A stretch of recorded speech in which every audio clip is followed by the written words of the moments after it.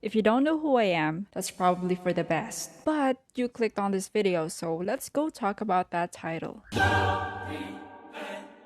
So the playlist community is a term I coined for the community of YouTubers and its fans, of course, whose main content is about curating songs or music based on a specific theme, vibe, or aesthetic. In other words, we literally just make playlists and post them on this platform as a video. And the fans go comment their own stories based on that title or that playlist. Yeah, it's not that complicated. It is what it is. It's what it sounds like. These themes range from writing prompts, POVs, literary tropes, and even beloved characters. The most popular vibe among these playlists is the villain playlist, and I know you've listened to at least one of these playlists. Don't lie. Usually dark, heavy music with lyrics from the villain's POV, maybe? You get it. I'm sure you've watched one of these. You know what I'm saying. Popular aesthetics across different social media apps include dark academia, light academia, cottagecore, royalcore, etc. I recommend checking out this article if you want to learn more about the aesthetics. It has graphs and numbers and looks really fun too. Also, I just really want to flex being featured in this, especially next to Olivia and Artemis. Okay, bye! I know I make it sound so boring, but the community speaks for itself. So we make playlists, and then we convert it into a video format, usually adding some visuals, like this one. And then we upload it here on YouTube. And then the subscribers or the fans or whoever the audience, they post stories in the comment section, usually based on that playlist. It's not difficult to understand. I don't know what else to say about it. Okay, first things first, we are not content creators. Rather, I call ourselves as content curators. So think of it this way. We pick a title for the playlist, okay? Potential title. Let's say you're the villain. POV, you're the villain, because that's the most generic one I can think of right now. And we choose the songs that might fit into that playlist and the aesthetic behind it. And basically what we're doing is we're picking those songs, we're putting them together in one place. We're gift wrapping them. We're presenting it as something that tickles your fancy, that might tickle your fancy, that tickles our fancy. It's similar to having a Pinterest board or a Tumblr blog. You're not always the original author of those posts, but you collect them, you curate them, and then you present it as something that fits into the entire thing. Did that make sense? Because while the idea of the playlist was made by us, we still heavily rely on the works, the actual works of the actual artists, the actual musicians. Without them, we're basically nothing. We will have nothing to gift wrap, to present. I can't make this video without mentioning Olivia, because we stan a good playlist curator.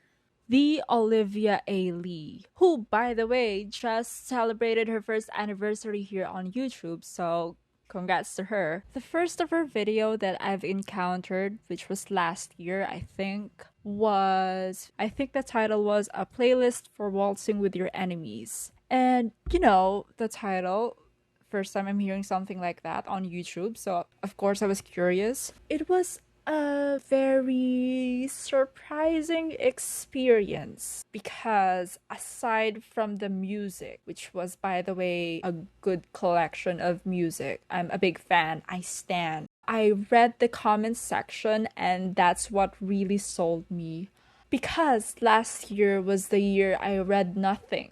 And that comment section changed that. I actually got back into reading because of that video, because of the comment section, because of the story. So that's how I started my journey, my own journey of the playlist community. I was inspired, but although it wasn't until months later when I first started making my own playlist. But that's another story for later. So yeah, in Olivia's channel, you can find lots of dark academia playlists.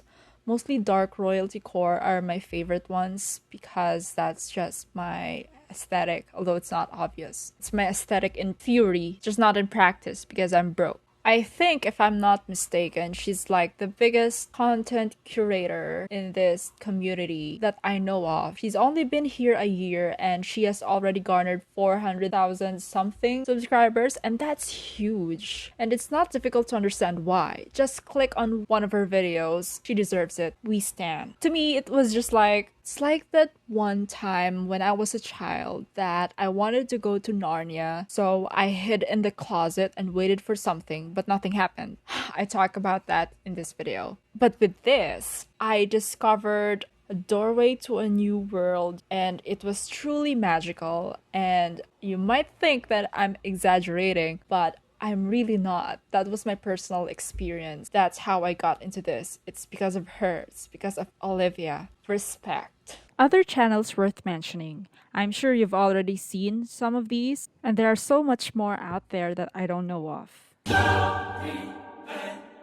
I want to say that our community is a perfect one, but it's not. I don't think such community exists. But here we are. I think one of the biggest issues we face collectively is when a song or an entire video gets blocked.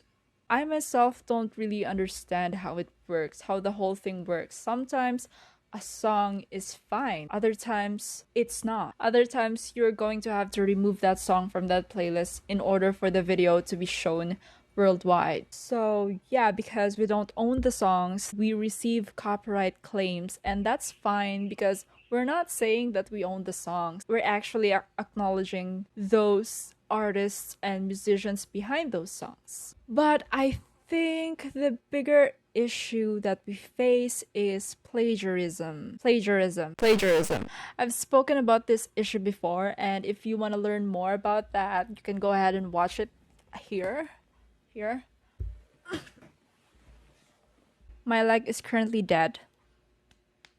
It's fine. I also thought I was dead. You're gonna be alive again. Anyway, I thought that I'm done talking about this issue, but apparently I'm not, because this other thing happened again. So Karen told me about this channel that copied my work and my exact words. I tried to tell the viewers about it, but the channel has hidden my comments so no one else will be able to see them except for me. That's like double plagiarism. Yeah, you'd think some people have the proper decency to be actual decent human beings. But no, apparently that's too much to ask. Can't speak for everyone else, but I do it for attention. Yes, that's correct. I do it for attention. I am an attention-seeking... No, I mean, yes, I say that as a joke, but also it's true. I do that for attention, which is why I used my real name as the channel name. But also because I've always wanted to create something.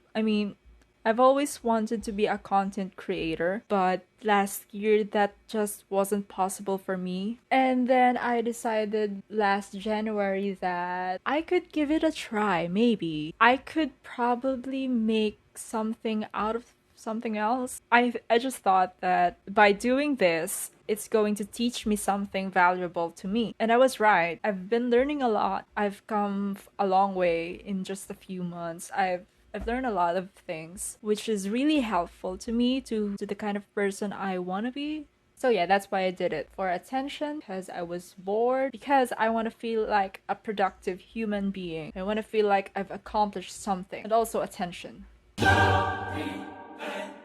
No, we do not monetize from this. All of the money that comes from the ads in our videos don't go to us. They go to the original creator, to the original owner of the song or the music. This is actually a good thing for them, for the musicians, because not only do they get extra exposure, depending on which musician we're talking about, they are also able to monetize from it. So yeah, it benefits them. We're basically just advertising their music. And you might say, okay, but big artists like Taylor Swift or Hosier don't need our help. And that's true, but we don't only use their songs. We also use the music from independent younger artists like Tomo, or let's say Genesis, or half-lives. These people reach out to us, contact us, asking us to use their song for our next video because they know that it's going to give them exposure, and in a way it's advertising. And no, I don't ask for money. I don't ask for anything in return. If I like their music and if they're kind enough to be polite, yes, I sometimes use their songs in my playlist. It still depends though. Depends on the genre and the type of playlist I'm going to create. But yeah, that's one of the things that are happening behind the scenes. Like I said, we don't capitalize from this. I just told you, we don't capitalize from this.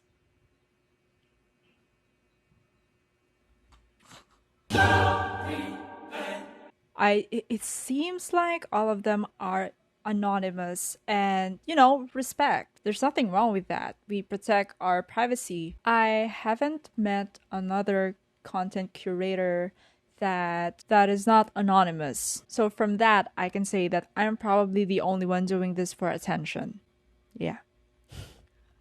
But I think one of the main reasons is because these curators are underage, and that's a very smart thing for them to do, to stay anonymous. And they have their other reasons. I don't think we need to understand why they're anonymous. I'm not even sure why I'm asking this question, why this question is part of this video. I don't think we need to understand why. I think we just need to respect their decision to be anonymous, okay? And that's a good thing. It doesn't matter. I don't think it matters so much who makes these videos or these playlists, just as long as we're honest about them and we're respectful to our community, especially to the audience, to the subscribers. And of course, we expect the same from them. I think the reason that this community grew in an exponential growth is because of the audience, not necessarily subscribers, because not all of you who watch my videos are my subscribers.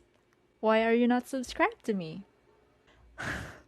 But I think it's the story. Because yes, the playlist itself is telling you a story, but then the audience comes up with another story or something similar to that, to the original idea behind that. And they write their own, they make their own things. And that's what I love about this community. It's just we're sharing. We're encouraging being creative. We are the champions of the world.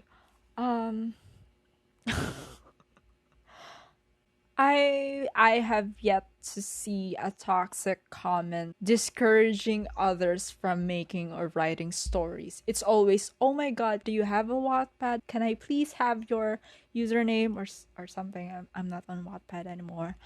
It's always something like that. And that's amazing. So fiction, fantasy, literature of any genre is heavily relevant to this community. These stories that we're trying to say, that we're telling, we're trying to show, is what brings us together. And I love that. I think the problem that I can see with this community, and maybe this is just me, but from my perspective, I think that the only wrong thing about this is when the artist doesn't want to be associated with us. But I don't think they have enough time to decide on that, to care that we're using their music to satisfy our fantasies. I think they have more important things to do in life. Just saying. If you can think of one thing, I would like to know. I'm very curious what you think about this community. If you're planning on being one of us, if you want to make your own playlist, please, for the love of God, stop stealing our other playlists, okay? At least 3 different individuals have already reached out to me asking me how to make the playlist. And that's a good thing. That's healthy behavior. That's respectful. Because instead of stealing our ideas, our exact words, you can do better. If you have other questions about this community, comment them down below and I will try to answer your questions. Probably. Yeah, I think that's it for today. Okay, bye.